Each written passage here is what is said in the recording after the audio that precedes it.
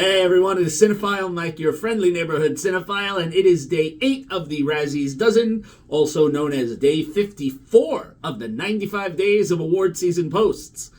Today is a unique review as I will be tackling the 365 Days Trilogy, co-directed by Barbara Bialowas and Tomasz Mandes, all of which have been nominated for the Razzies.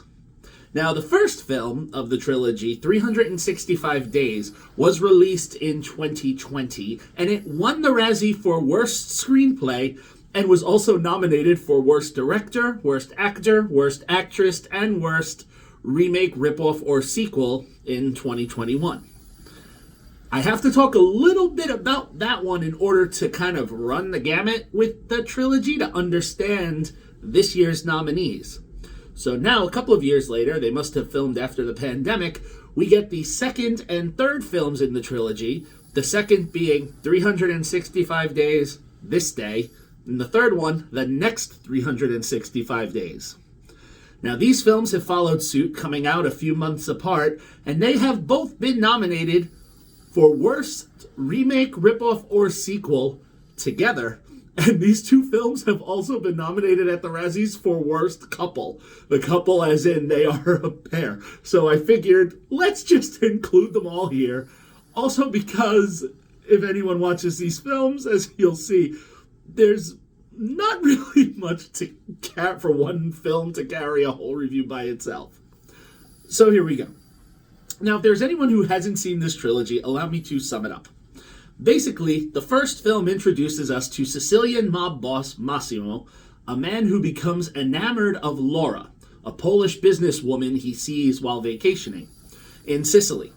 So after kidnapping her and giving her 365 days to fall in love with him, Stockholm Syndrome meets Beauty and the Beast much? Anybody? Well, she quickly falls in love with him after a few months and they decide to get married, because what else?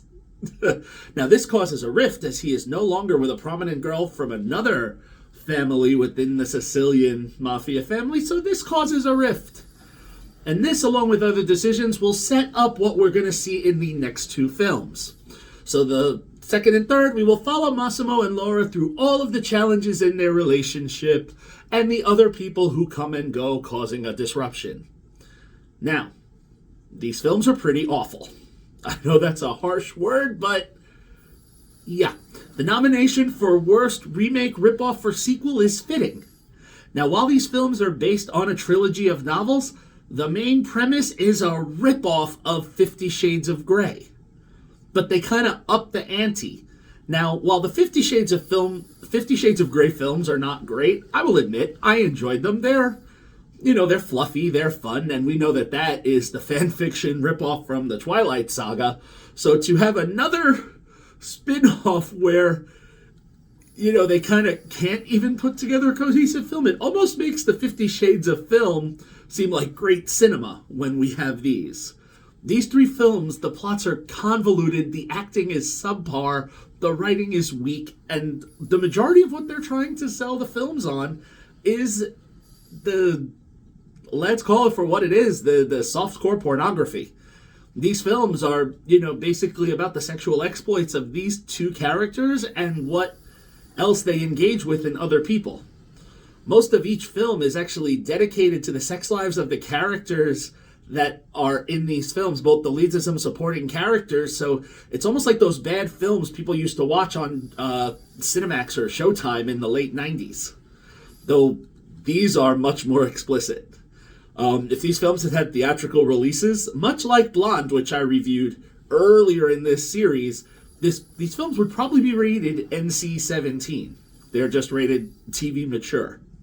The one thing I will say that made the films enjoyable for me was really just the settings.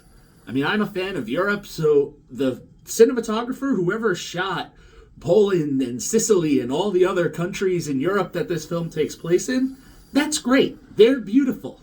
That gave me a break from bad plot points. And the other thing that makes it bad is that some of the plot points that these films hint at could have made interesting standalone films. Like, a good Mafia Clash film could always work. a love triangle, which is what dominates the second and third movie. We've seen love triangles work for films. But here, nothing is followed through, and we basically just get a beautiful-looking mess. You know, and I don't normally go to the Rotten Tomatoes for films, but I think it's interesting that all three of these films have a solid 0% rating. Each one seemingly worsely received than the prior on the audience side.